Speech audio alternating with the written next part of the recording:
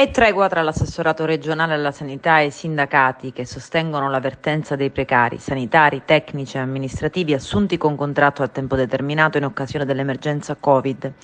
Nero su bianco è una soluzione ottenuta tramite un protocollo che la Regione siciliana, attraverso l'assessore alla sanità Giovanna Volo, ha siglato con i sindacati rappresentativi della categoria.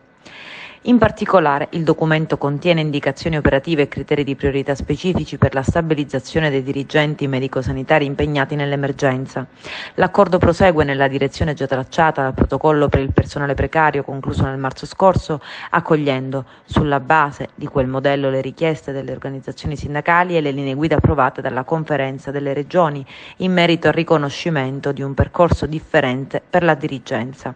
Come nel caso del precedente protocollo, la stabilizzazione è rivolta al personale reclutato durante la pandemia, anche con contratti di lavoro flessibile e anche non più in servizio, e a chi ha maturato o maturerà al 31 dicembre 2024 alle dipendenze di un ente del Servizio Sanitario Nazionale almeno 18 mesi di servizio, anche non continuativi, di cui almeno 6 effettuati nel periodo tra il 31 gennaio 2020 e il 31 dicembre 2022.